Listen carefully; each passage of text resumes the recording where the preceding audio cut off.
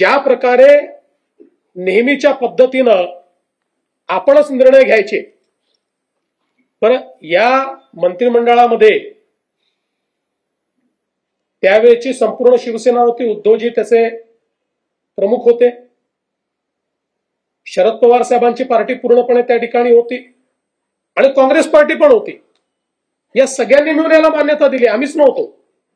पण ठीक आहे, आमचा काही त्याला विरोध नाहीये, पण सगळ्यांनी, कारण माशेलकर साहेबांसारखे, सुखदेव थोरात साहेबांसारखे अभ्यासक ज्यावेळेस एखादा रिपोर्ट देत आहेत आणि तो जर स्वीकारला होतो त्यात चूक काय आहे. पण नेहमीच्या पद्धतीनं सत्तेत असलं की वेगळं बोलायचं, सत्तेतनं बाहेर आलं की वेगळं बोलायचं, सत्तेत असलं की रिफायनरीला विरोध करायचा, सत्तेच्या बाहेर असलं की रिफायनरीला विरोध करायचा, पुन्हा सत्तेत आलं की पत्र पाठवायचं केंद्र सरकारला, आमच्याकडे रिफायनरी करा. ही जी पद्धत आहे याच्यामध्ये केवळ विरोधाला विरोध अशा प्रकारची पद्धती दिसते.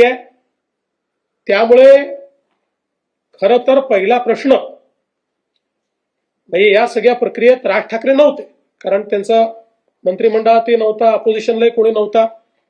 मला तर असं वाटतं की पहिला प्रश्न राज ठाकरेंनी उद्धव ठाकरेंना विचारला पाहिजे की तुम्हीच जर याला मान्यता दिली तर आता कुठल्या तोंडानं आंदोलन करायला निघालात, हा प्रश्न विचारला पाहिजे.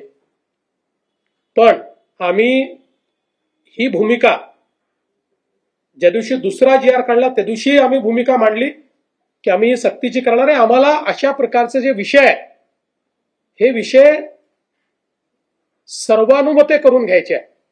आणि म्हणून आम्ही त्या दिवशी सांगितलं की दादा भुसे सगळ्यांची चर्चा करतील, आमचे मंत्री महोदय सगळ्यांचं म्हणणं ऐकून घेतील आणि सगळ्यांसमोर वस्तुस्थिती देखील ठेवतील.